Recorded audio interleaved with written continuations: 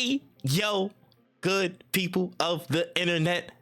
We're back. No Cooldown is back in the building. Hope everybody's doing well. Hope everybody's staying warm. It's finally getting cold in different places in the West, snowing in different places and all that stuff like that. But hope everybody's been doing well in this middle of craziness that is the Game Awards season, game ceremony season, whatever you want to call it. But we're here. Welcome back. No Cooldown, episode 108. We're old, but it's all right. We getting up there. Of course, my name is That Man Trippin'. I'm just a chill guy, man. I'm just a chill guy, just doing chill things, talking about games and all the other chill stuff, man. But we are here to talk about just that, and I'm here with the full outfit this time. First and foremost, man, podcast partner in crime. 50% of his DNA is learning rotations and the best build outs and the best strategies for Apex Ranked, and the other half is game development. This is King VIII. Kai is back in the building. What's going on, dog? Hey, it feels good to be back. It feels good. Looking forward to talking. I've actually missed having these conversations. Bro, we've missed you, brother. We've missed you. You know what I'm saying? We know you're a busy man. We know you got stuff to do. But again, for people that do not understand, this is the third arm of the podcast, man. That this is the full DNA version complete. You know what I'm saying? Perfect cell form type shit. But we here. And my other podcast partner in crime, he is now the number 7 dealer on the leaderboards in the black market for card dealing in One Piece and Pokemon TCG. Make sure you give it up for Weneezy! Hello, everybody. I have really bad decisions when it comes to my own finances. I hope you all are making better ones than I am. Hey, listen, it'll be all right. He'll be all right. Just a couple of cards, a couple of packs. Don't worry. Just reminding me that I got a refresh on TCG. Facts. Open them packs up, buddy. Open them packs up. You know what I'm saying? I ain't gonna lie, it's hard. But if you want to make better decisions than when, you can make a simple one right now. Rate this podcast 5 stars and go support us on all of our channels. Make sure on all audio platforms, it is No Cooldown Podcast, and you'll find us right there. On all the social media platforms, it's No Cooldown Podcast. No Cooldown on BlueSky, and because everybody's moving over there now, we'll talk about that a little bit later in the show. But yeah, make sure you check us out there. YouTube.com/@NoCooldown for new shorts. They're finally up to 3 minutes now, so we can post longer clips and segments and stuff. All the reaction content from all the award ceremonies that are going on. You don't want to miss this December because we got a lot of content coming your way. Without further ado, gentlemen, it's time to talk about these stories. Are y'all ready? I'm ready. Let's get it. Let's get to it, man. First and foremost, Game Awards, man. The Game Awards season is upon us. The nominations are out for all types of categories. I know I want to run through some, but we got to kind of start at the top where most of this controversy has been. If you guys do not know, the Friday before the nominations dropped for the Game Awards, there was kind of an extra posting or an extra update for the eligibility standards, basically, for the Game Awards and what nominations. And they restated that, DLCs, content seasons, expansion packs, remakes, and remasters are all fair game for every single category. And that was kind of a prelude to the storm because one of the nominees for Game of the Year, which we'll get into the whole category later, it's Shadow of the Erdtree DLC, and that sparked the whole debate. You know what I'm saying? The whole of gaming Twitter look like Caleb right now. It's looking real upended. So the conversation kind of lies and the reaction lies around DLC being in Game of the Year categories. I just want to know y'all thoughts on it because I haven't talked to y'all explicitly about this. We saved this for the pod. So man, Kai, let's start with you, bro. You know what I'm saying? First time back in a minute, dog. How do you feel about this? I think this is a pretty tough one. I think it's really cool to see that the people behind the DLC have been given the spotlight. It must feel really good to see that your DLC has been nominated, right? But at the same time, it's Game of the Year. Objectively, it shouldn't be in the category, I guess, is the way I'm looking at it. But I don't know. Is there actually a DLC category? I'm looking for the Game Awards. The only thing is best ongoing game, which could be anything. Honestly, it could be a live service. That's really be open. Yeah, so that's interesting. I think maybe the way to solve it is to add a DLC, add a DLC category. Mm-hmm. But I'm just it's a weird one. I don't think it needs to be a huge argument, but You know how Twitter is. Listen, it's gaming, bro. Listen. Again, on BlueSky, rational conversations, absolutely, which is a theme for this past week and change. But really Twitter, true, welcome to war, baby. This is war. We're going to hell about this. Like, they need to be there or not. Make a decision. That's what it's been like. Yeah, I can imagine. I don't know. I'm really happy that whoever was working on that DLC is like now being given the shot to win. Mm-hmm. No, fairs, man. I understand it. How do you feel? You actually dusted off the TikTok to actually post about this. So this one actually got some traction out of him. He was like, yo, man, let me saddle up one more time for the one time. You know what I mean? How do you feel when? I think this shit is the dumbest shit ever. I am so fucking tired of like Jeff Keighley and his bananas ass ideas of what, like, I don't think the Game Awards is really the Game Awards anymore. And I know people have been saying this for years, but like, I don't see this shit as anything other than a political move. I truly can't see this shit as anything other than I want to either ride the coattails of FromSoft or I want to get in good with them by doing this. Because if you really wanted to celebrate DLCs, if you really wanted to if you wanted to incorporate remasters and remakes, you could make a whole category for the Game Awards. You know what I'm saying? Like, why not because it's not like the awards take forever to give out. Especially the ones y'all give out half of them bitches off air. What are we even talking about? During the ad space. Like y'all be giving. I watch a fucking DoorDash commercial 3 times, and then the motherfuckers will come back and be like, and the nominations for this, and this, Mario, and Luigi, and then that's 3 awards right there. Let's jump to talking about Hideo Kojima for 45 minutes, and I'm a Hideo Kojima fan. I was waiting for his name to come up. You just knew. When I think there's too much Hideo Kojima, there is an absurd amount of Hideo Kojima. There's too much of that man. Like, why are we having talking heads and homies dapping each other up there? Like, bro, can y'all show me some games or show me some awards and get the fuck on? What do you mean? The thing that's annoying is that when they go up and say the game of the years are, and it'll be like, we have Astrobot, Black Myth Wukong, Elden Ring, Shadow of the Erdtree DLC. What is even, you know what I'm saying? What type of shit is that, bro? Like, what are we talking about right now? What are we talking about right now? Like, imagine if I was like, yo, what kind of steak would you like? Would you like New York strip, T-bone, meatballs? Like, that's one of these 3 things is not the same. Just because it's beef does not mean it's a steak. This shit is DLC. Stop playing with me. Because the thing is, like, and King, I agree with you. I'm happy the people who made this DLC get a shout out. Like, I really do think that they do deserve some praise. 1000%. I cannot state this enough. I think that DLC is amazing. Could you argue it's one of the best gaming experiences of the year? Shit, I'd let you make that argument. That's a fine argument to make. Is it a game? Fucking no. No, you can't play the shit without fucking buying the other game. That doesn't make any type of sense. Like, think about all the people who worked on Metaphor Refantasio. They're like, man, we made a good ass game, bro. We're shooing, you know, like, we gotta fight against some heat, but hey, we did the thing. We made an entire new fucking world, an entire new characters, the storylines, all this shit. We've changed the way people play these turn-based RPGs. Oh, Elden Ring is back and it's gonna get an award? What the fuck? Like, what? That shit is not fair to all the people who made full ass games. Like Black Myth Wukong is fucking rewired my brain to actually like fucking quote unquote Souls like games. It's not even really a Souls like. It's an awesome genre. I'm really happy with it. Astrobot is sick. I can't fucking escape Balatro, whatever the fuck is however you pronounce it. Balatro, baby.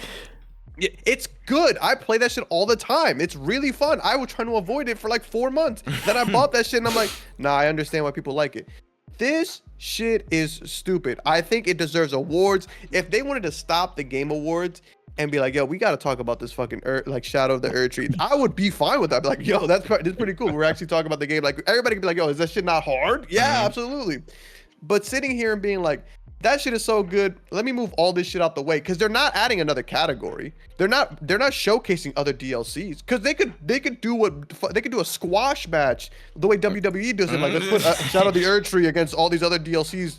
Like, I don't care. At least you'll be able to show off some other games with good DLCs. Like, let's put it against Dave the Diver Godzilla. You know what I'm saying? Like, just to preface it, man. Again, the final shape wasn't the great. You know what I'm saying? It went out with a bang. Destiny 2 went with a bang. Night Springs DLC, Diablo 4 Vessel of Hatred. There's Elder Scrolls Online DLC and all that stuff like that. Like, there's other stuff that dropped in. They're like, I think there was more enough to fill a category. But go ahead, continue. 1000%, bro. And you're telling me that you're gonna make this a game of the year? I just don't think it's fair to all the other games. Because if this shit, you have two options, right? If this shit wins, I still think without a shadow of an Erdtree that this shit is a fucking political move. He's doing this shit to fucking cozy up to the fucking big homies at FromSoft. If he doesn't win, it was a waste of a fucking slot and a waste of fucking time. So you got two options, Jeff. You can either piss me off now or piss me off. Actually, no, I'm already pissed off. What am I even talking about? Jeff, you already fucked me. Shit is stupid. You kind of ruined this whole category for me. Thank you. No, listen, bro. I get it. Like, when I first read it, like literally, your entire rant was my reaction, and then I was like, wait, it's the fucking Game Awards. And then I just let it go. Dog. Like, and you know what's funny is that, like, I really hate that I have to sit here and be like, yo, the Game Awards really is losing its shine, because that's what motherfuckers were saying last year when a black person won. Like, that's where the real Game Awards started coming out. And I'm like, you motherfuckers are weirdos. Jeff, shit like this is proving the incels right. You don't want to be proving the incels right, brother. Can you just fucking stop, bro? God damn, this motherfucker's on LinkedIn more than he's on the goddamn game, bro. Jesus, chill out, bro. Dog. They're gonna the Game Awards is one of the biggest events in gaming. They're gonna give you the fucking trailer. You don't have to fucking rewrite the rules to fucking be able to fellatiate them on fucking camera to get them to drop a trailer on your shit. They were gonna do it anyways. Like, Jesus. Stand up. Have some backbone, Jeff. Like, Jesus Christ. Stand up, bro. Like, my God. You're embarrassing all of us. Listen. But if you want us to present an award, we'd happily take that. 100, that's beside the point. But you know what I'm saying? We'll get but no. In all seriousness, like, I'm not as far as saying Jeff is fucking me, because he's not doing that. Well, let's not say that. But I understand Wen's point, and we'll get to the point. I'm also with Kai on this. Like, one, I don't think it should, bro. I don't think it should. It is literally detached. It's attached as an experience to the base game. How can you call that a game when it's not there? And the fundamental definition of it. That's all it is. That's literally it. I think it stops there. It's like, it's not a game. Get out. Listen, I ain't gonna lie. I overanalyze this shit like crazy, and I was just talking about it, going through. I did, like, personal whatever commentary about it on another spot, but I was like, okay, listen, say you do this. Okay, say you drive DLC. You drive DLC, and now you're setting the precedent. If it's that good, it will be there. Now, generally, it has been rare. There is history of DLCs and stuff like that in the Game Awards, winning awards, like Blood and Wine winning at Best RPG. Again, Street Fighter and Mortal Kombat, like their later editions, won awards or nominated for awards. There's been rule changing and all this stuff. Like, stuff gets bent around all the time when it comes to regulations for the Game Awards. So I can understand that. But it's like, if you're doing this and the consideration bar for the voting committee and the jury that makes nominations, it's not like, oh, okay, all DLC is super fair game. Like, if it's of that standard or quality or something like that. So the only people who can even reach that lane of a DLC that can make that can make Game of the Year status, it's only big games. It's only big studios, AAAs. Like, only big studios can do that. Cyberpunk, this DLC, Erdtree, and Blood and Wine, you know what I'm saying, are like the biggest DLCs I can think of that are like their own standalone experience off the top of my head, and be like, yo, those could have made Game of the Year. And in some cases they did in other award shows and publications. They were. So I get it. I get that, but it's like you're setting the precedent and kind of shifting the paradigm of what gets considered and what can get showcased at this level. It's like, okay, so now you're gonna have maybe 2 DLCs or 1 DLC next year, and then all these other games, and then again, Balatro, who's been making noise from day dot, might not even get a spot if there's another point in time. You know what I mean? Like it's one of those where it's like the precedent that it might set and the ripple effect it might have. And I'm just like, I'm not with that. I personally am not with that. So I can't sit up here and agree. But also, it's like, it's Erdtree. So part of me understands the short term, but I just know the letter of the law and the long-term effect it can have on the Game Awards consideration, just how people view what games are out there and how they, give respect and have discoverability towards them. It's like I wouldn't want to risk it. I wouldn't want to put it up on that up to that level. So that's just me. Make a separate category. The golden joysticks literally just happened today, and like their best expansion category, Erdtree won. Other shows can do that. So either you emulate that show, or if you're a viewer, go watch the other shows. That's really beginning and end of that, bruh. Game Awards has always been a funny time when you look at the fine print of it, but at the end of the day, at the serious end of the day, I ended up starting with Wen's point and ending at Kai's stance, bro. It's the fucking Game Awards. You know what I mean? Like, do you really care about the awards per se? Or do you live and die by the awards? Or just do you like you live and die by the dog? You know what I mean? Some people live and die by these awards, bro. I seen one of these bum ass grifters still on Twitter who got his ass kicked off of BlueSky in like 3 seconds. This man talking shit about the Game Awards early in the year, and now he's like, yo, the prestigious Game of the Awards, Game of the Year awards. You know what I'm saying? The Game Awards have nominated. I'm like, all this flip flopping just for stupid little cookies that they can win, little moral victories and little points they can score, whatever, on timelines. It's so annoying. If you don't need the Game Awards to validate what you can celebrate. You don't. You really don't, bro. Go show love to whatever you can, whatever you want, however way you can. The shit doesn't matter. All I am here for is what we all should be here for. Celebrate these games, make fun of these people in jeans and jacket combos, and watch these trailers for the next games that are coming up.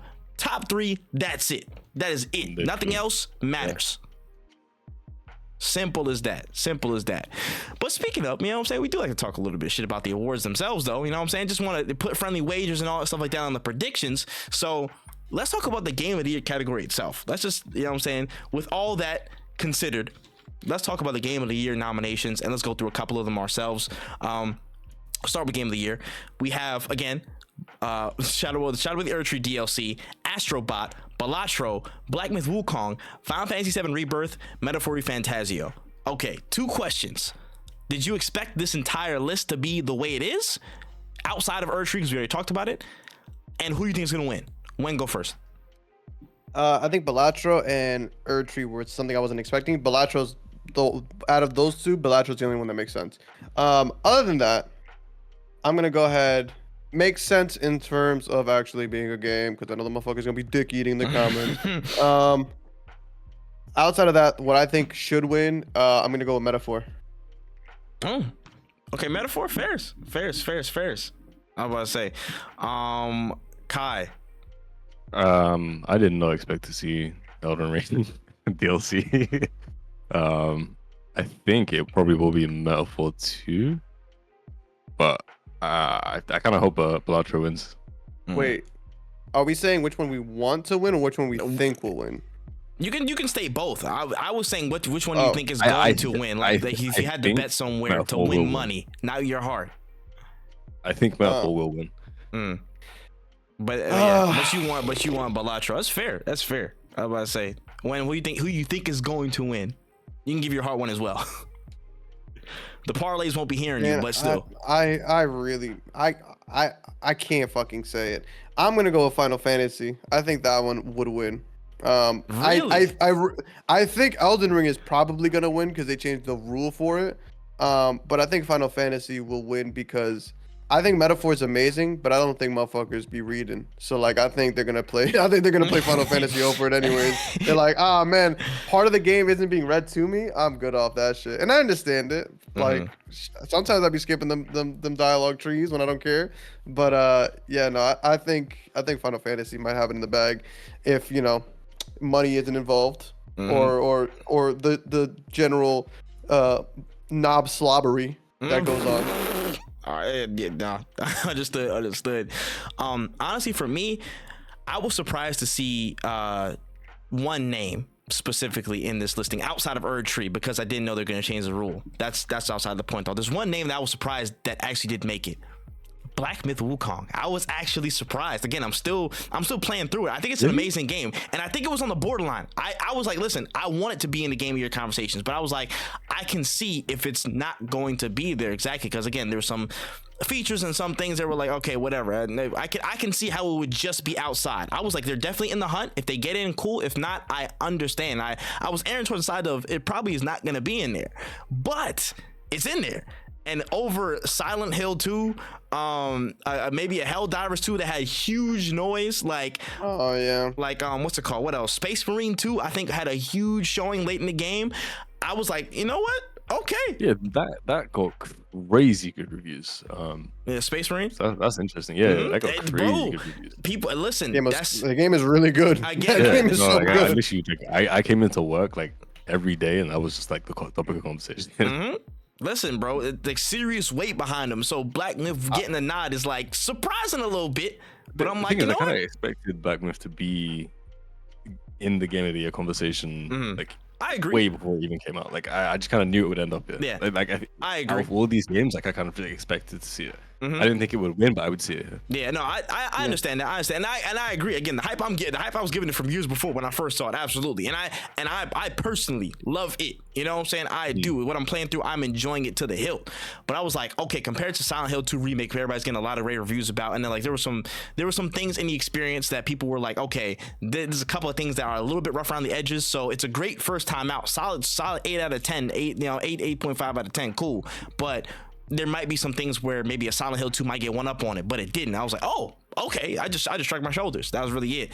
But I think Erdtree's gonna take it. I think the whole ruckus around this thing might be too much. I think other awards might go other places, but I think Erdtree is going to take Game of the Year. That's where I stand. I don't think there'd be all this ruckus if they weren't going to take one of the two things that they're in, like really, really up for. So I think they'll take Game of the Year, and it might be a split decision between that and Metaphor ReFantazio with the other awards on tap. But personally, in my heart, give it to Astrobot, man. I want to give it to Astrobot. Put platformers on the pedestal and let everything be upside down. I would love it. I would personally. There was somebody in my comment section on one of my shorts who's talking mad shit about Astrobot. He's like, "Oh, you copied the same thing Mario did." I'm like, "Be a platformer." Everybody does that. I was Alicia about to fly out. Bro, like nigga. Dog, what are you talking about? Sure. Be in a genre, exist in a genre. Like he's like, oh, and he's literally copying all the PlayStation games, and I'm like, bro, this is literally homage to all the old IPs. Is that not what the point of the game is? The game? Did you not see this? Did you not check this out? Like, this I'm mad funny. Talking what I'm thinking, bro, and it happens more often than you think. All the time. It is so crazy. But I would personally want Astrobot to win. It will be hilarious how a team that again has routinely been cut down and casted aside by Sony comes out and drops this absolute fire and gives real weight to platformers again, man. I would personally love that. So that's what I think for that. Real quick, best game direction. We got the same field. Do you think it's gonna be split or the same thing? I would change. I would say that I actually have faith that Metaphor will win this one. And the reason I say that is because if they're gonna give Elden Ring something, they're gonna give Metaphor something else. So I could see them being like, yo, we're gonna give it to Metaphor, because I think that game is gorgeous. I think it's changed so much. Honestly, there's a couple of awards I would want to give it, but this is the one that I feel like encompasses all the things I love about the game, like the music, the art, the dialogue, like the voice, like a lot of the things. When I think of direction, I think of basically like not Game of the Year as a game, but like as an art piece, so to speak. Yeah. And I think that the decisions they made with this game is bananas. Even just looking at like the character designs, always been crazy in Persona games, but like everything about this game just oozes some level of like creativity that I would have never thought of. Yeah. So I think direction. This is one of those ones where it's both of them. I think direction, and I think this is the one that I'm going to say I want it to win, and I think it will win. Word. Kai, you think I what you think agree for with best everything that was just said, but I feel like Astrobot is gonna cheese this. Hey, Oh, Astrobot could cheat, and if they Astrobot's did, I wouldn't be mad. I wouldn't be mad. mechanics and pacing that they were saying is like, yo, it's like Yeah. world class. So I'm like, I don't mind that. I fully agree with the thing you just said about Battlefield, but I have a feeling that Astrobot is just gonna come in and suit that one. Hey, Yeah, listen, I can see that. I'm not. I wouldn't even be too mad at that. I'd be like, nah, all right, whatever. I'm not mad at it. I'm not mad at it at all. And I would say, yeah, I think it's either Metaphor or Astrobot. If Elden Ring does a double and gets both of these, oh, hell's gonna break loose. Hell's gonna break loose. Even on this, Hell's gonna break loose. Yeah, it'll be crazy. I'm gonna start calling them "Get Off Keely." Bro, you need to get off it. Bro, I've been seeing actual like pure Elden Ring stands saying, "Yo, he probably shouldn't be here, bro. It's gonna be nasty. Dog, it might be nasty." And that's the type of shit that's gonna make. And I really, again, not trying to fucking bash the shit, but I really do think like decisions like this make it really hard to defend this as anything other than a big ass marketing tactic. Because that's originally we all thought like, oh, this shit is cool. This is finally we're gonna be able to talk about shit, bragging rights. Like now it's gonna be like, oh, Game Awards is rigged, and I'll be like, yeah, I could see that. Like I don't even care anymore. Like it doesn't matter. Like it will hold less weight. Like the way people criticize IGN is how people are gonna criticize the Game Awards moving forward. If shit like that happens. 100, man. It's just like convenient I feel like switches. we're already at that stage. It's just I people don't agree. care to be as He's just putting that it's bitch. Not like He's a just putting constant that thing. It's like one thing that happens every year, right? Yeah. She's like, let me put my foot on the gas with that shit. Bro, I ain't gonna lie. He might to offset the outrage that may come from this. He may hire the Bill Clinton kid to come back on purpose. He may plant him in the crowd to do some wild shit. He'd be like, haha, remember guys, it's so funny. We're all laughing about it now. So yeah, Elden Ring wins everything. And it's like, wait, bro, what? And he's like, all right, bye. Hideo, we gotta go. Hideo, go. Man pulls him on a piggyback and just gets him out of there. Like, oh shoot, bro. No, that's nasty work. It's nasty work. That's hilarious. But we can check out best narrative. I believe that's a bit different actually. We have Final Fantasy VII Rebirth, Like a Dragon Infinite Wealth, Metaphor Refantasio, Senua's Saga Hellblade 2, and Silent Hill 2. Those are the picks. I personally think it's a Metaphor type of thing, bro. Kai, what you think? Maybe I'm just like living in a bubble, but I think it could be Silent Hill. Silent Hill's my second choice. Honestly, if I could pick a second, I'd say it's Silent Hill 2. oh man. Yeah, for best narrative. I wish it was Like a Dragon because I love that game so much. It got the nom. It got a nom. I'm not mad either. I'm not, bro. We are up. If this shit wins, I'll fucking explode. But I can't see it beating Metaphor or Silent Hill 2. Like, boy, you would not. You wouldn't hear the end of it from me if Like a Dragon won. But I think again. I might end up predicting a sweep, but I might have to give it a Metaphor. The only reason I say this is because I think Hellblade story was probably gas. I didn't play it. I don't have 3 hours to spend. No, I'm kidding. I just really haven't played the first one, so I don't want to play the first one on this one. It didn't get well received, you know. It didn't get well received, and it didn't get like. Didn't it get like well received visually, but not? Like, it was a great tech demo. That's what people were saying. It's like this is the feedback. Like we're y'all are pushing this shit like a what's the word for it? Like, hey, this is what we can do over here at our studio, which is cool, but it's just not what people wanted. They wanted a full video game. I think Metaphor, but I'm probably biased to be honest with you. No, it's mostly because I've been playing that game literally like every day. That's the second job, man. It's the second job at this rate. I ain't gonna lie to you, man. But that's fair. And then we'll do one more. And what we'll do is I will make an attempt before the Game Awards to get everybody to post post a short exclusively giving the rest of their predictions and nominations. So check that out for exclusive content. No cooldown, you know what I'm saying, on all social platforms. How about that, man? You know what I'm saying? Go check out that other content. But the last one for the pod, I'll do best action. So we have Black Myth Wukong, Call of Duty Black Ops 6, Helldivers 2, Stellar Blade, and Warhammer 40k Space Marine 2. I think outside of the main categories, this is one of the toughest ones.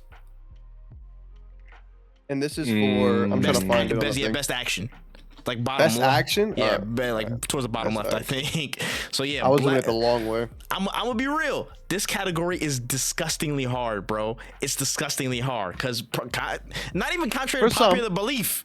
You know what I'm saying? Black Ops 6 has been on one. They brought COD back, in my opinion. They did well. You know what I'm saying? I think they do have a respectable claim to nomination. It's up there. Stellar Blade, you know what I'm saying? Solid action from this year. I still gotta play through it, but I give it a salute. Solid action. Yo, shut up. You sick There's niggas. something very solid in that action. Listen, that ain't solid. Never mind. Let me get back to the rest of these now.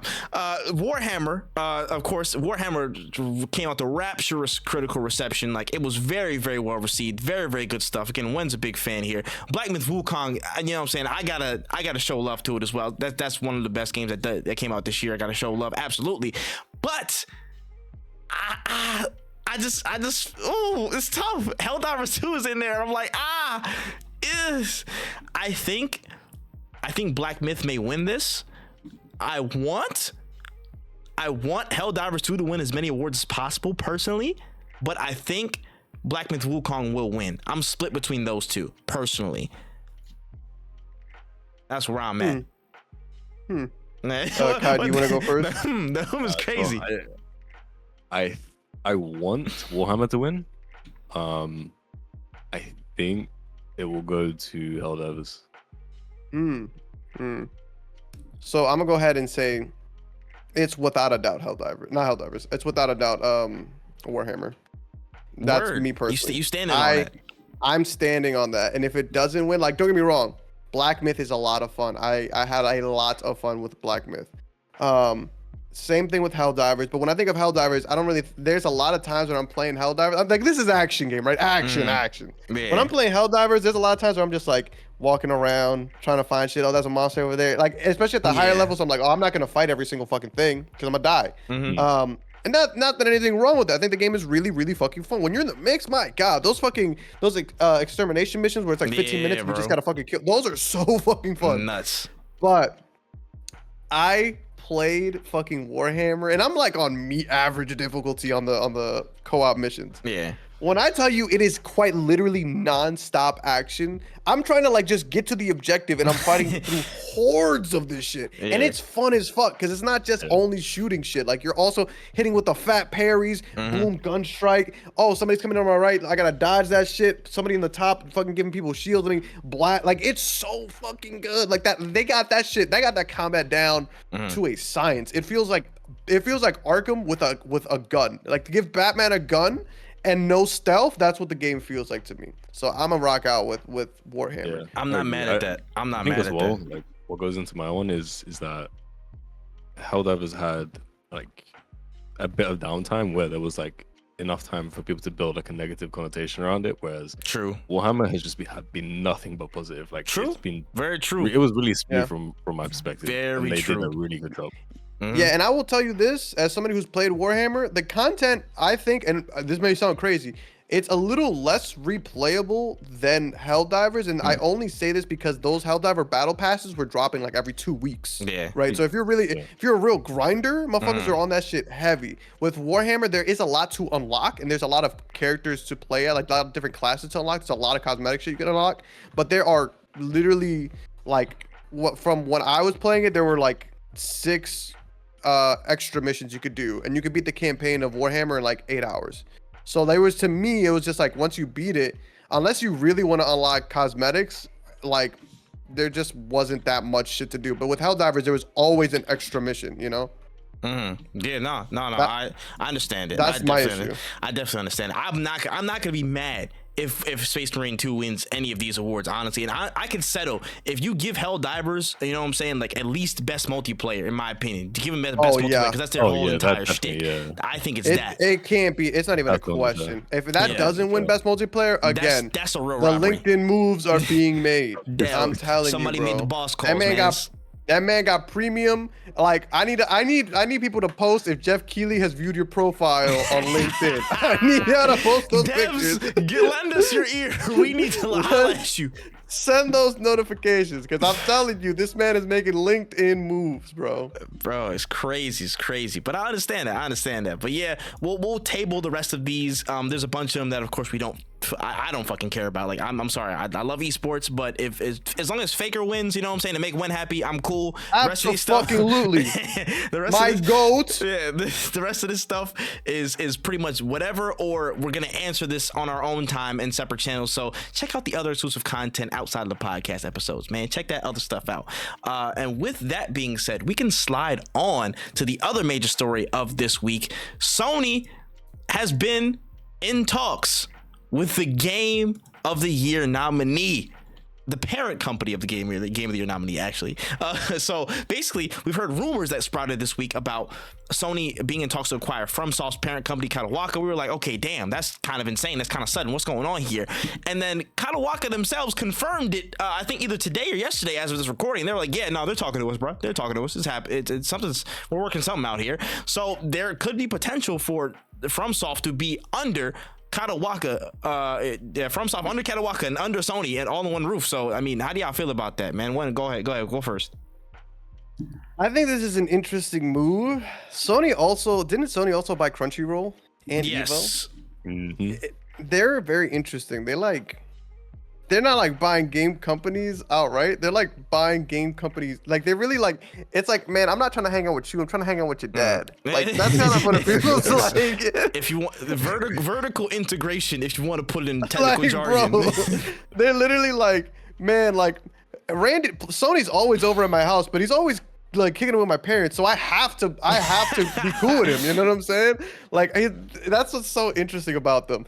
But you know, Sony also isn't just a gaming company either, right? Like that's another thing to think about. So like when I think about moves like this, I think to myself like, how can they even pull this type of shit off? And it's like, because they're not trying to do this shit just for video games. They're doing this shit because if I'm not mistaken, Kadowaka has a bunch of like, don't they own anime shit too? Or am I tripping? Yes, no, you are correct.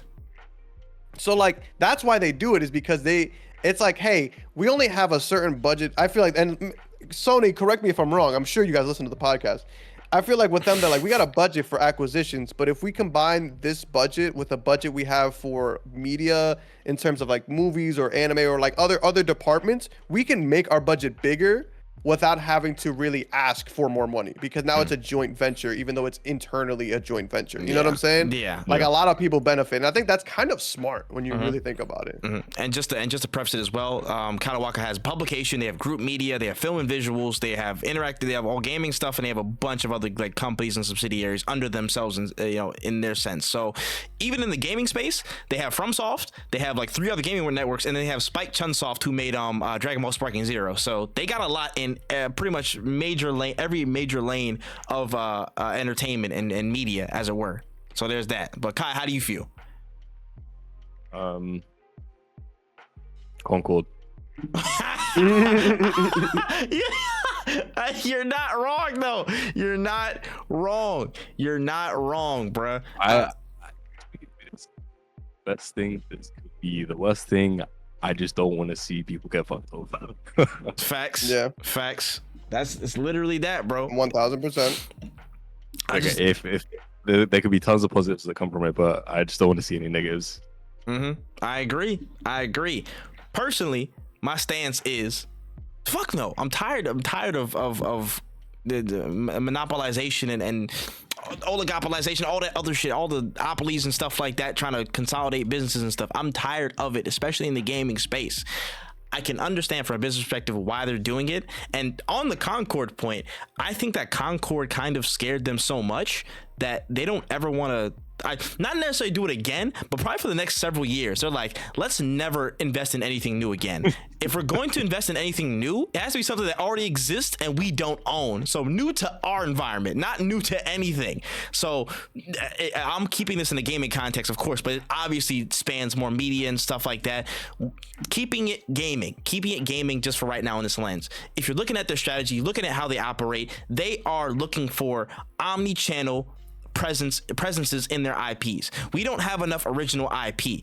We don't have enough IP that we own. That's our shit. We have some third-party ones that are under our umbrella or whatever, or we have ones that aren't developed enough in the real like time of right now to be a Last of Us or a God of War or a Horizon or stuff like that. Horizon on the latter end of that list. Sorry, Horizon, but it is what it is. Like, we don't have those. So if we buy Kadowaka, we essentially can fold that into our strategy. Take any Souls like market cap off the board, and that's all in our hands now. We just own the best Souls likes. You know what I'm saying? We own the best Soulsborne genre. We own the source. So we can just do whatever we want and have another cash cow, drop out a whole nother Amazon or HBO show with Elden Ring, put them in secret level, put them in this, put them in that, drop another game, actually try and make Bloodborne, because that whole situation's been tied up for years, and everybody's happy. Yeah, we make more money. I see why they're doing it. I don't want them to. I don't want Kadowaka to fold for any reason. Let's do the opposite. Whenever these talks are going, let's break them up more. Let's break them up further. Let's see how much we can split up. I want to see 7-10 Wii Sports bowling splits on all these companies from now on. Scatter them all. Roach policy. I'm tired of the monopolization, man.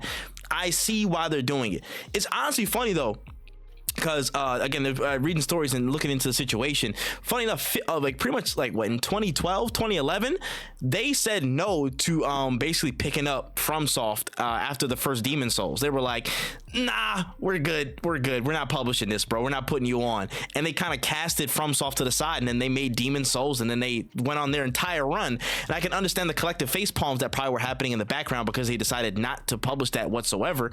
Probably why Bloodborne came about. They were so dead set on trying to get that in, what I'm saying, is that I think it's funny how, every gaming company has blunders, bro. If there was an award this year for blunders of the year, it'd be the tightest race of all time. Let's keep it a buck, bro. That's a whole nother question for a whole nother time. I might ask that next episode. But what company is the greatest blunderer of the year? That's a tight category. And don't think for a second that because Sony is dropping great games that they're completely devoid of any faults. So I just see this as corporation trying to take more corporations and more companies to further their own interests and for the interest of the gamer.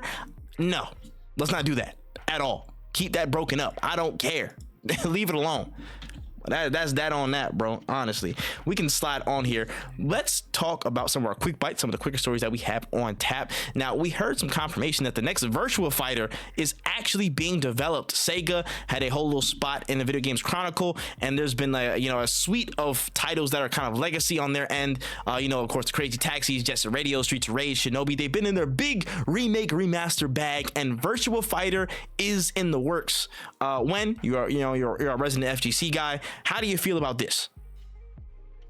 I had a lot of fun when I played Virtua Fighter on the PlayStation when it was free. I think this game is cool.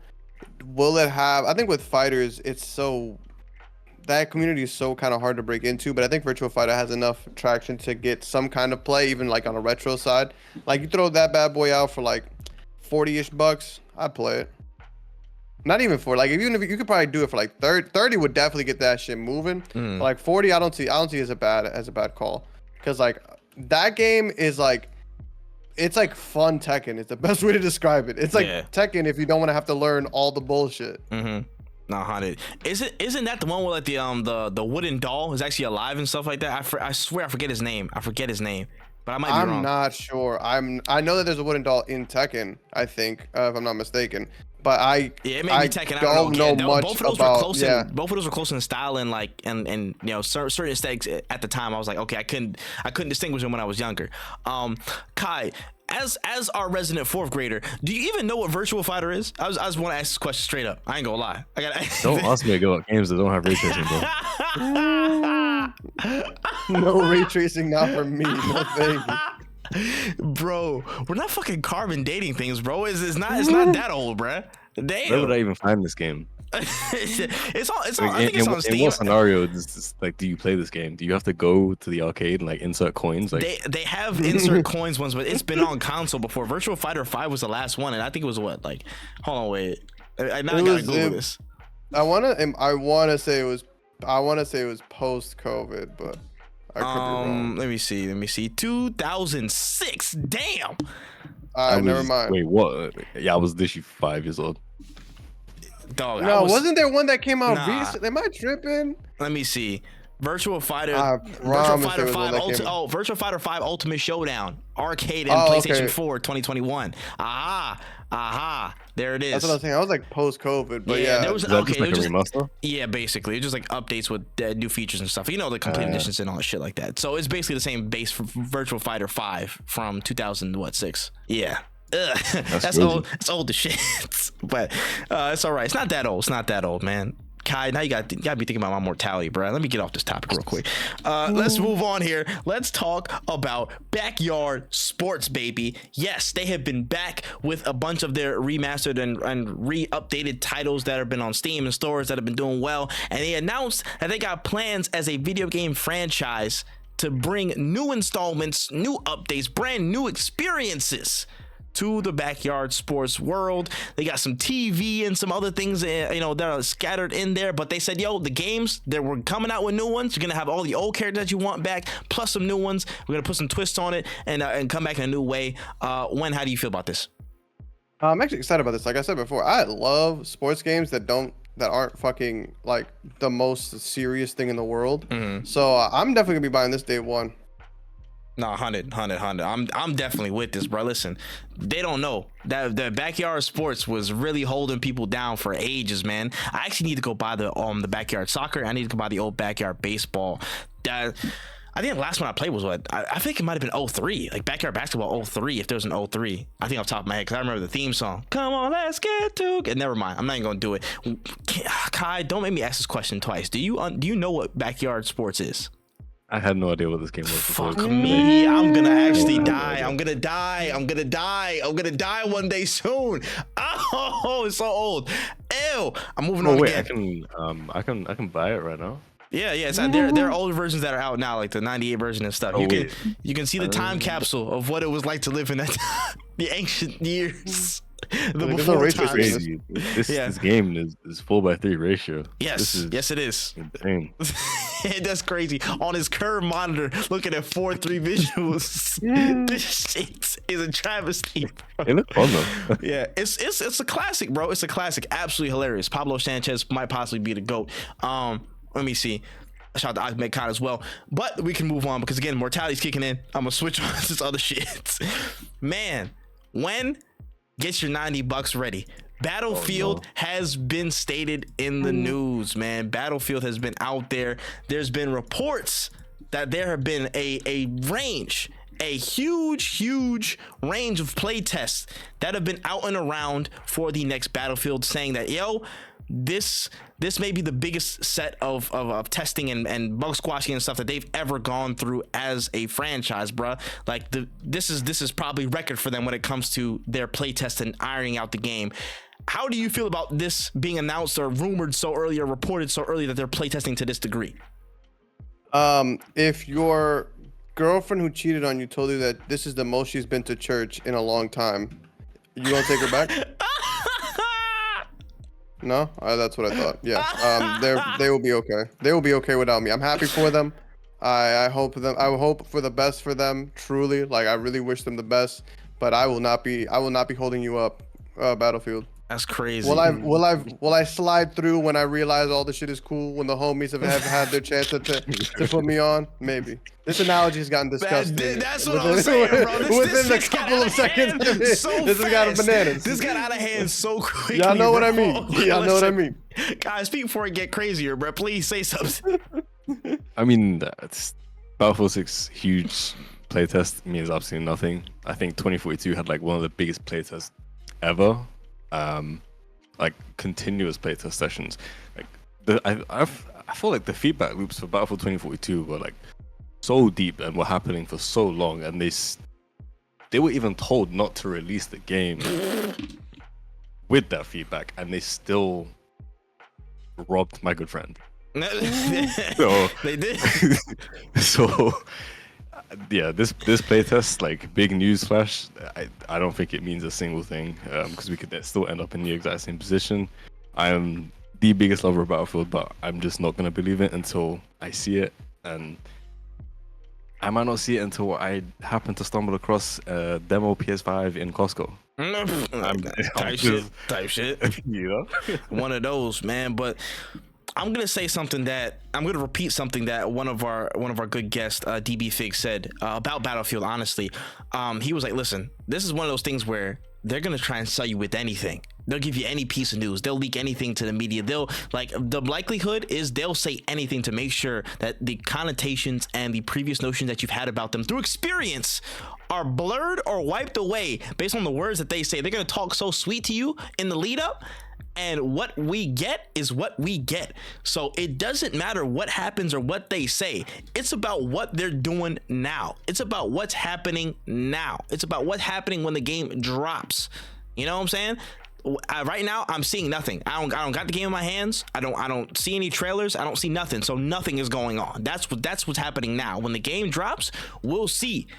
You know what I'm saying? But my connotation is y'all are in the dirt, and y'all will remain there until y'all fix up, or you win $90 back. That's all I'm saying. That's all I'm saying. One of two things has to happen first, or both. Both will be great. Both will be perfect, honestly.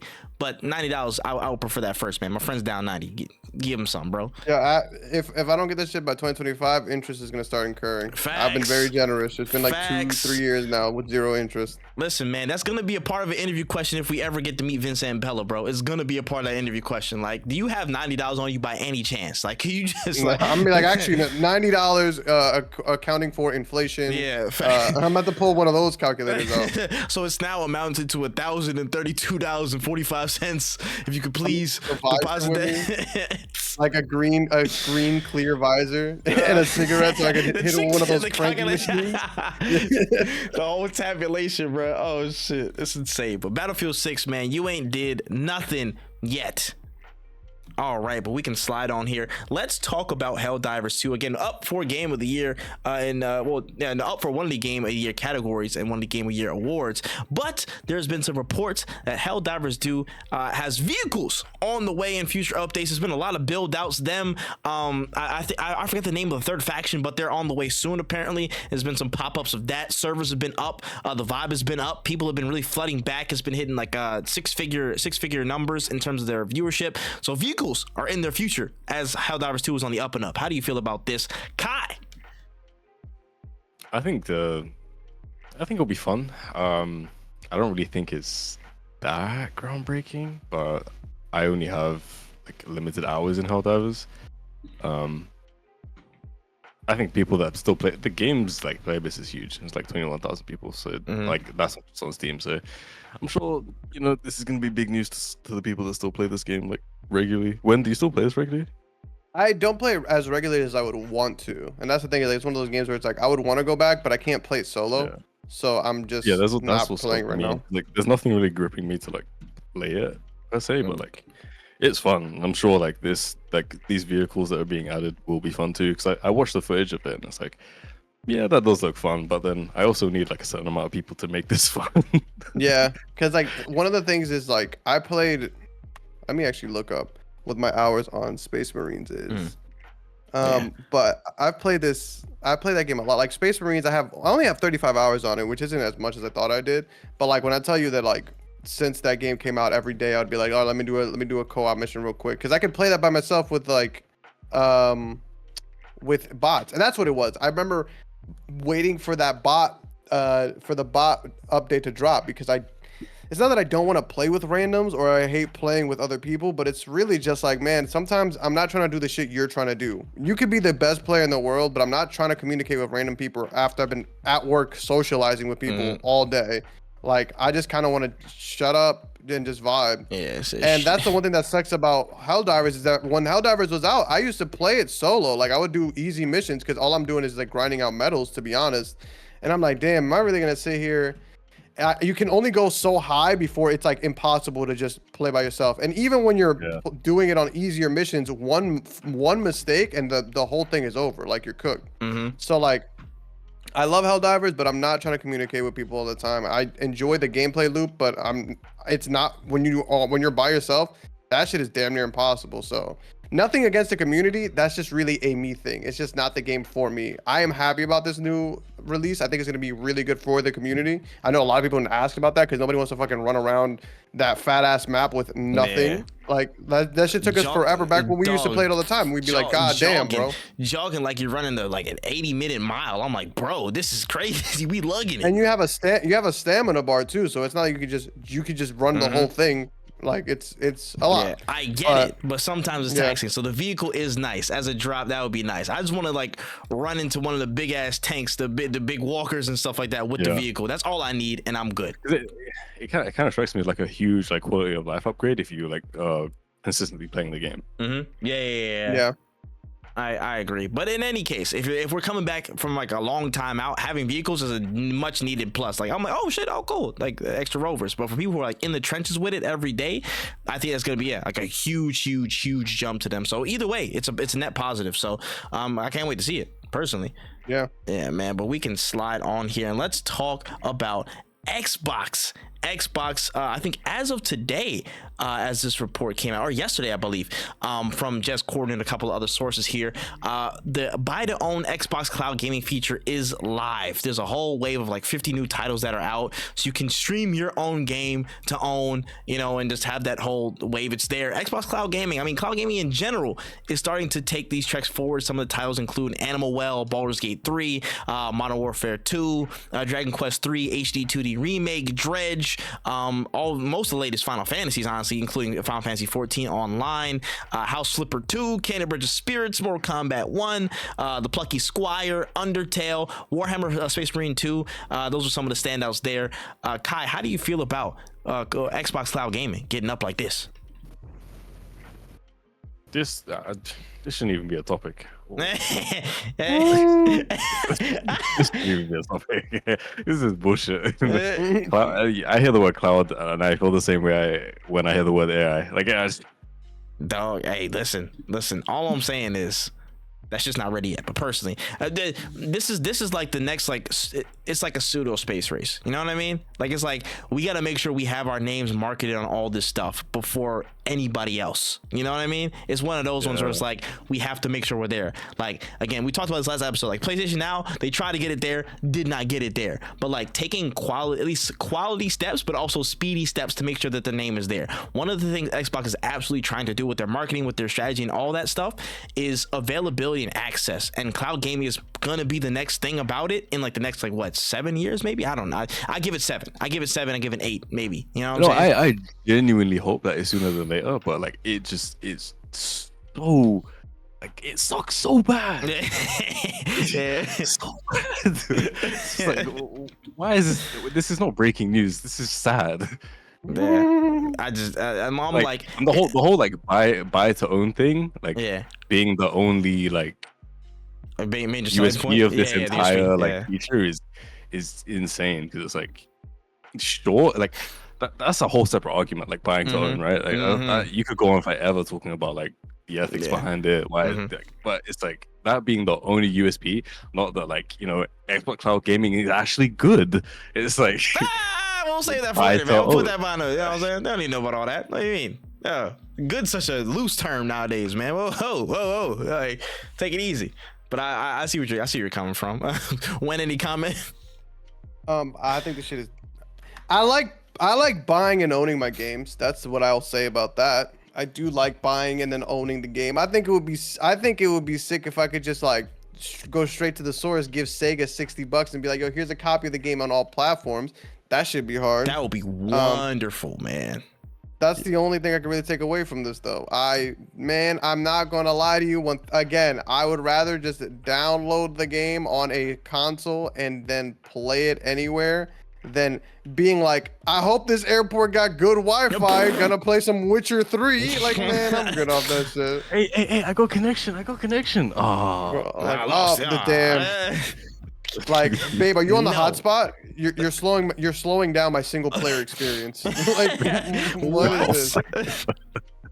Like, this shit is not. It just doesn't make sense. Nuts, man. In time, it'll probably work, but now it's not. Honestly, they'll probably prove me wrong. You know what I mean? But like right now, I would love to be wrong. I expect them to, but it's gonna take some time. If it takes over 8 years, then I'll be like, damn, y'all are late. You know what I'm saying? I think it's 7 till they get to like a serviceable level. I'm not talking about perfect. I just mean like serviceable, MVP, minimum viable product in 8 years. That's what I'm saying. Yeah. My whole thing is like if it takes them longer than it would take me to save up for a Steam Deck, it's not gonna matter. Like it's not because I'll rather play Cult of the Lambs downloaded on my shit than fucking Red Dead Redemption 2 on Wi-Fi. Like imagine that shit, bro. I'm so good off that. It's really funny. Nah, I hear it, man. It's just different. But anyways, we can slide on to the rest of these stories here. First and foremost, we got an update. Back 4 Blood has an apparent sequel on the way. Back 4 Blood 2 is in development under apparently a codename Gobi 2, and there's some reports from various sources saying that the zombie, 4-player co-op shooter, it's coming back. It's coming back, has a sequel. How do you feel about this win? I actually really like zombie games. I play Call of Duty Zombies sometimes more than I play the fucking multiplayer. So I'm pretty happy about this. I'm downloading that shit again. If it's on a Game Pass, 1000%. You're gonna catch me on that shit day one. Are people gonna shit on it? 1000%, dog. That's just the nature of the beast. But I'm excited that they're making another one. I'm happy they didn't give up on this game. I just enjoy zombie shooters, and I think that this was definitely a really good game. I just think that the content wasn't there for what it was, because again, once you beat everything, like you need a better, and I didn't even really like the card system either. That was also something I was just not a huge fan of. Yeah, I agree. I was Kyle, you played some Back 4 Blood when it first came out? I actually played a lot of Back 4 Blood when it first came out. I feel like we did. I feel like we ran some lobbies and stuff. Yeah. I don't remember. It was a really fun and I won't say fresh, but it was like a good take on the genre it's supposed to be in. It actually made like a shit ton of money too. I think it was like 150 or maybe just like maybe below that, like 150 mil. I know they cook, but I didn't know they cooked that hard. Yeah, no, they like kind of surprised. I expect it to be one of those games that like would have like a niche like cult following almost, and like maybe would get like a lot of love in that sense. But no, it actually it did what it was supposed to do. It came out and it stomped, and I think if they've like actually taken learnings from the first and applied that to the second, then it should do the same again. I hear it. I think it's one of those like I think that was one of those games that's gonna fall to the argument of like, well, their player base dropped off from their initial high. Like I think it's gonna be it's one of those case studies where people don't really understand how fucking that type of shit works. Because I don't think of that game as a failure by any means. I just think I just stopped playing it. Like I just stopped playing. Yeah, like I just had other games that I wanted to play at the time, and it just fell by the wayside. Because even now when I think about like it did have a bunch of shit that I never finished. Like I don't think that the game is bad. I will say that like maybe because I know they added DLC, paid DLC. I think maybe that might have been what shot them a little bit in the foot, is that people were just like, why do I want to pay for paid DLC? Because they were already so used to like Left 4 Dead being 30 cents every day. So like they're like, I have every single Left 4 Dead expansion and shit. But when Left 4 Dead first was coming out, like you still have to pay for that shit, you know? Like, and I think that's really where it came down to, is people were expecting more. They were like, oh, well, this shit's gonna be. I don't want to wait for this shit. I guess like people wanted more now, and they just wasn't there.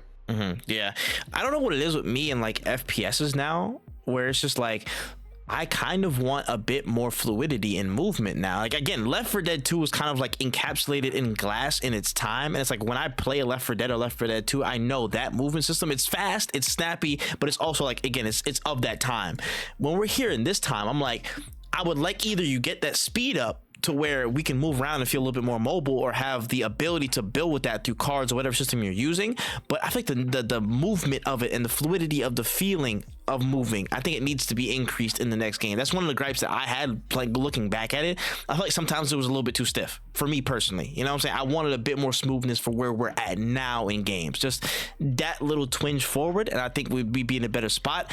The card system definitely needs a rework, because I feel like there's some, like again, like it was manageable. Once you get to certain cards, like it just overpower. Like you could just do that, or you just had a tough time dealing with some of them. So I think that's something that they can improve on. I love the little PvP arena though. That was dope. I want to do more PvP stuff, like switching with zombies and all that stuff like that. Like you get the rounds as zombies against humans and stuff. That was really cool. Keep that. Outside of that, yeah, just and a more consistent content funnel. I would say that as well. A more consistent content funnel. One of the biggest things that will kill and or keep a game alive is their content funnel. How do you have it set up to where people are constantly hooked on the IV? That's really it these days. It's unfortunate that people are thinking in this way, but now you kind of have to fall to the beast basically, and kind of give in to those demands of like, yo, we want content like every 3 weeks. Can you supply us with something every 3 weeks or every month to say, hey, we're getting this new map, we're getting this one new thing.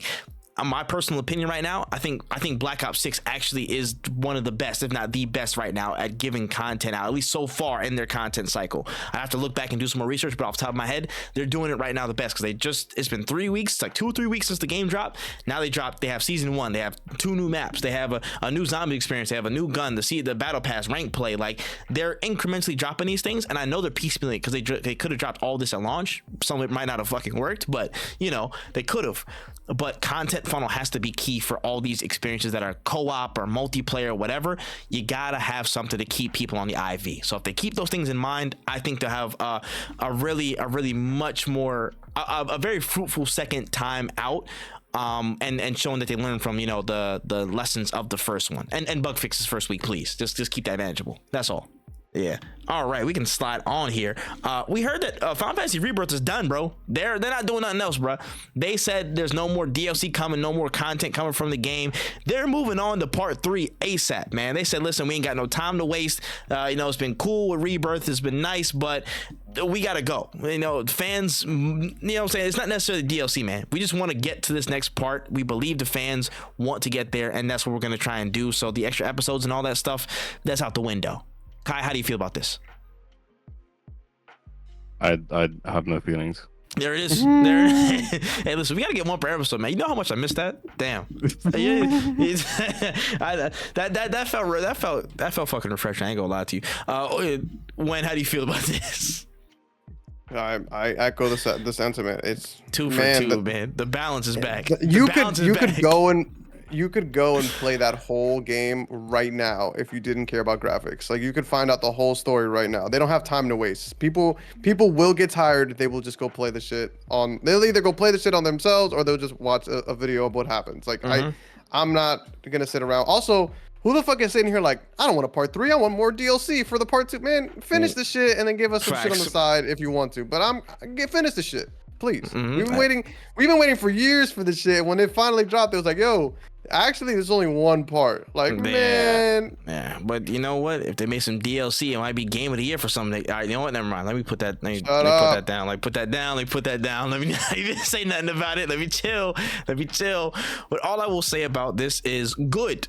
We need to move on to full experiences. Some things don't need that much extra work and attention, bro. The Rebirth was an insular experience. It had that. You want to move on to the next part and piecemeal this properly. And I know they're very, very careful about how they're splitting up the content in Final Fantasy VII amongst those 3 parts with the remake, Rebirth, and whatever the third one's going to be. So they have to be kind of very efficient about this. So they can't really waste too much energy. And this is the best move for them to make. Again, for a very different reason, but I also agree with the impact of it. Like how Insomniac has moved on from Spider-Man 2 to work on Spider-Man 3 and hopefully pack on more content and real polish for that. I agree with the sentiment here. That's what they want to do, build up for the next big one. So I'm cool with that. All right, we can slide on here. Let's talk about something that's kind of not gaming whatsoever. Let's talk about social media and how there's been a pretty big exodus or shift with the introduction of the new social platform BlueSky, which is an open source kind of social media form reminiscent of Twitter. And X has been seeing some very interesting times, but BlueSky has been growing. It's been reaching into the sky, man. There's been a lot of new entrants, and there's been a lot of people getting blocked off the rip because they've been doing a bunch of foolishness on Twitter and everywhere else. It's very different. But I know both you guys have got on BlueSky. I've been on BlueSky myself, interacting with the platform, seeing the differences and comparisons with Twitter and other social media formats. How are you feeling about it? And I think you might have the least time out of all of us. So how do you feel about it, real quickly? I don't like Twitter anymore. It used to be my favorite app, and now it's just so fucking. It's people who are like, don't live in an echo chamber, bro, trying to create an echo chamber, bro. I'm pretty good off of this. The fact that we gotta see motherfuckers really sitting here talking about DEIs and fucking, oh my god, and it's just nonstop ads about hella conservative shit. Jesus Christ, bro, the app is so buns. I'm happy on BlueSky. I don't even care if everybody who followed me on Twitter didn't follow me on BlueSky. I really don't even care. Like I'd rather have to rebuild the brand than have to fucking sit there and watch another motherfucker engagement farm for the $30 check. Like, man, I have a real job. This shit means nothing to me. No, type shit. And Kai, you've had a little bit more time than Wen. Who? Hey, listen, you got the solid fucking opinion. How do you feel about it, man? I think it's good. It's very refreshing to see like constructive conversations, like people actually interacting, especially in the game side of things. That's the only side I've really explored, where I've interacted with like a lot of indie devs working on games. I've interacted with like a lot of quite high profile like personalities within the gaming space, and just you know, just talking about games and just actually interacting without having to shoving your opinion down someone's throat or like get super defensive or block people. Like, people are just kind of enjoying their hobbies on this app, and it's definitely refreshing. I've deactivated Twitter now. I don't have a Twitter account. Bro, I understand it, bro. I ain't gonna lie, man. Like, other things gonna be quickly on the way. You saw how quickly BlueSky replaced this other shit. You know what I'm saying? Like, at least in my channels and my considerations, when I get up in the mornings, I open up BlueSky first now, and that's a test. That's a telling thing. That is a telling thing to me, because whenever it was, I get up in the morning, I do my stuff. I, you know what I'm saying, brush my teeth and all that stuff like that. And the first thing I would check when I get on the computer is Twitter, and then my planner for all the stuff that I'm doing. You know what I'm saying? That's my general outlay would be. Now BlueSky's in there, you know what I'm saying? But I will say hashtags actually work for a fucking reason. Hashtags actually mean something, you know what I'm saying? They're not just like endless dumps filled with fucking bots. They're actually places to find consistent discourse. The starter packs were actually very, very helpful in finding communities and finding people who are you know, quick go-tos while everybody's trying to reconnect with everybody who maybe migrated over there or have the accounts for the first time on social media in a long time. Discourse is really, it's rational is the word, bro. Everything just feels fucking rational. And that's nice, you know? Just have a conversation with somebody without some craziness, bro. It's nice. And I feel compelled to actually interact. I'm not gonna lie. I'm already on the fence about interacting in general, because I mean, there's stuff that I do a bunch of shit. So I'm like, talking online is not the thing that's most on my mind. You know what I'm saying? Broadcasting my thoughts to the world all the time is not on the foremost, but sometimes I do like to yap. So being in an environment where people are exchanging authentic conversation about a variety of things, that makes me more compelled to actually interact in earnest and not just throw up all my social links or whatever and just duck out. You know what I'm saying? I actually want to talk to people. I actually want to crack jokes. I actually want to do things there, not just poke in, poke out, and then dip. You know what I'm saying? So BlueSky's been very, very good. Again, 21 million users as of today, and they're still growing, which is good. They've had a couple of outages, but it's a new platform. They're growing rapidly, so fixing things and tweaking things as they go is normal, is expected. I can't wait to see what features they add. My personal recommendations were, again, the draft tweets, media with DMs and all stuff like that. The usual features. I don't know if we could do group chat. I think we can do group chats in there, but I haven't checked. I haven't checked it out. But yeah, that somebody said, oh no, I said, somebody was like, they should bring back fleece. I was like, oh yeah, make them fleece, but call them skylights. Y'all can take that's for free. That's free. I got a social. That's kind of crazy. I see. Y'all I'm saying, I tweeted that joint earlier, bro. I claimed dominion over that, bro. I put that out there. I'm like, yo, make them skylights, gang. Yeah, you got it. That one's for free. I see. I got a social media manager job open. I might have to, you know what I'm saying, say what's up with y'all real quick, man. All I'm saying is you got ideas out there, but that's pretty cool. But so far, BlueSky has been a breath of fresh air. That's really all I have to say about that. Super breath of fresh air. And this just in, not getting called a slur when you have an opinion is way gas. Bro, who would have thought? And not getting freaking, I'm about to say, random ass porn bots all over the place, bro. Like, stop commenting, dog. I don't care about your back shots. I'm just trying to let people know about this Game of the War category. That's it. To me, it was the random, like, super rich kid content creator clips of them just doing random stuff. Dog. That was just like, It's just driving me so insane. it's so annoying, bro. It's Twitter's absolutely a cesspool. That's not Twitter no more. That's definitely the first time I'll ever say it. That's X. That's X. That's X. That's not Twitter, bro. That's not my boy. That's not who I grew up with. That's not my guy, honestly, bro. And so may they rest in piss. And BlueSky, steady on. That's what I'll say about that. But we can slide on here to our last story and talk about Steam. Thank you, because I forgot to put this on the damn notes. But Steam has brand new policies when it comes to season pass and DLC content. That's been all the rage this past few days about DLC and the season pass content and all the expansion stuff. There are now stricter rules on cracking down season pass delays, unfulfilled promises, and other things that may impact players' anticipation of said titles. There was a quote here. It says, in the process of launching a season pass, you will be asked to commit to a launch timing for each content release in the season pass. That launch timing is a commitment to both customers and Steam. If you aren't ready, clearly communicate about the content and include in each DLC and when each DLC will be ready for launch, and you shouldn't offer a season pass on Steam if so. So damn, very, very strict delineation over what they should and should not do with season pass content. Kai, how do you feel about this? I completely did not hear that. Did you not? Did No, it come like I out? had something on my end, yeah. Oh, word. Basically, Steam said, hey, crack down on all the delays and stuff when it comes to season pass content. Stop doing that shit. We're cracking you in the face if you renege on any agreements and statements that you made about season pass content. Yeah, sounds like a good thing.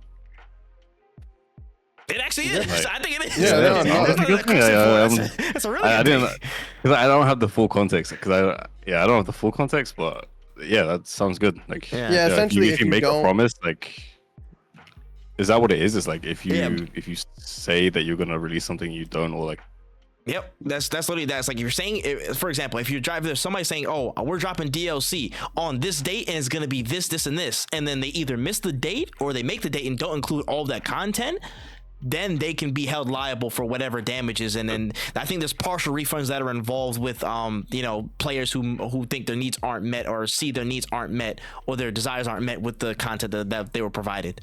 so that is a good thing. I will say though, like so we've been in positions where like we've said that something would release on a certain date, and it's obviously not gone out on that date. That's just, it happens sometimes, right? So I think it'll be tough to navigate in some scenarios, but overall it's a good thing. It's like, how do I word this? It's for the people, it's like there's a lot of crunch that happens, and I feel like in those scenarios it will like absolutely suck, Yeah. and people will be punished for it. But overall, it's like a good rule to have. Yeah, I see it. When you double down's good. Well, I think it's good. I think it's something that it's definitely going to shift the industry to some capacity. And I think what we might see happen is just less of them putting it on the website, but talking about the DLC. You know, I think that it might change how marketing works. But I also think that that's just a good thing in general to be like, you know what, like I said, I agree that it's very much good for the consumer. It may suck for the people lower on the totem pole, like the developers, if the production or the higher ups decide to say, let's put a DLC for Christmas, and developers like, I don't think we're gonna hit that margin. They're like, well, fuck you, you know. Like there's because I do think that will happen. I do think that people are gonna get screwed over. Yeah, because so it's definitely like that. Like there's issue times where it's like, this is going out on this day. There's no choice, and it's like that was just something that was just randomly said on a whim. It's like, now you have to commit. And you're like, I haven't seen my kid in like, you know. Yeah. And that does happen. Like, I'm sure it happens a lot. So yeah. Yeah, The only thing that one can really the only thing that one could hope is that like this makes the people who decide random ass arbitrary dates to send shit out, make them reconsider. Like, oh, what if we get fined? Like, we will lose money if this happens. Like, if once that starts happening, once That's like the the money one starts getting huge affected. deterrent. Yeah. Yep. It's like, oh, I don't want to lose money. I don't care about my workers' time, but money, that's hard. That's tough. And them refunds you dealing with Steam, baby. These Steam users will refund this shit if it's not going the way they think it is, bro. They will refund it. So you are held liable to a big degree. And again, I agree. I think this will cause a big shift. I think this will set people a couple steps back and say, all right, listen, if we're really sure about this DLC, then we'll drop it. But it's like measuring twice, cutting once now, instead of just trying to get people to hop on the ship, not knowing that the ship is not even fully built yet, you know? Yeah. On the marketing side of it, I think it's also a really good thing, because I'm really sick and tired of like announcements and teasers coming out, like people aren't excited to like experience products anymore. Yeah, it's just kind of like you just know it's like, oh, let me put this in my calendar, let me book this. It's like we should have more surprises in this industry. Like we should go back. Fucking agree. Oh my gosh, there's so many reasons why I think surprises have been murdered so gruesomely in this space, and it's annoying. But fully agree with that sentiment. It's like we need to have a bit more suspense and assurance that one, oh shoot, we're getting this thing out of nowhere. That's great. Yeah. And two, this thing is actually on the way, and it's not a figment of our imagination that says, oh, coming soon, or arbitrarily posted. There needs to be definitive statements and declarative announcements about certain things. It can't just be ambiguous anymore. It can't just be up in the air like fairy dust or whatever, bro. It has to be sure shot when you drop these things. And I hope this can introduce more regularity to that concept over time. But I think it's a really good change.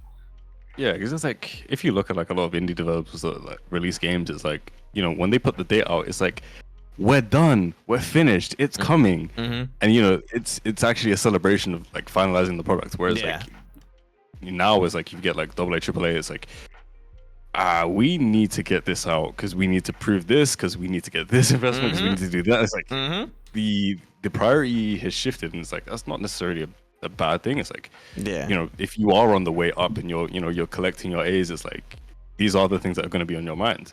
But again, for the consumer, it's just so boring. It's dead, man. The kick the can mentality that's been primary for a long time. I hope this can help retract that. I just don't want consumers to be, again, I'm a fucking consumer first, you know what I'm saying? I don't want us to keep getting burned at every first turn, you know what I'm saying? The first people who are gonna get burned is like the people who are experiencing it firsthand, and then after there's the knockbacks and kickbacks of all this shit. So it's like, I hope that there's a lot more measured acts when it comes to dropping DLC season pass content, and I hope again that creates a lot more regularity and better product. I hope that gives people more time to say, damn, listen, we don't have more time for this. Then you know what, maybe we should hold this back, because if we drop this and they hate it and they refund it, that's on my ass, Mr. Decision Maker. That's on your ass. So second thoughts and better examination of these dates to make sure the content is fully stamped and ready to go before dropping dates or anything like that to commit. That's good. That's a good thing, honestly. And with that being said, that's it. That's all the notes we got for the episode, man. Anything that we might have missed? Did you guys play Dragon Age? I'm playing Dragon Age for the end of the year. Side note, I low key, I've been seeing all the reports and stuff like that. I don't think it's even in best RPG, which is kind of crazy to me. I thought it was getting mad love, but that's a whole nother can of worms we could talk about as we get closer to the Game Awards. But I need to play Dragon Age. On X or BlueSky. No, it really depends. It really depends, boy. I'll tell you that. I thought I'd bring it up. I've been enjoying it. How many hours do I have? A lot of my friends who I have 45 hours in it. So nice. It's been pretty good. Good. I'm playing it before the year is out. Visuals are great. A lot of my friends who hated it, who hated the announcement and thought it sucked, are actually really enjoying it, which I think is very interesting. Interesting, yeah.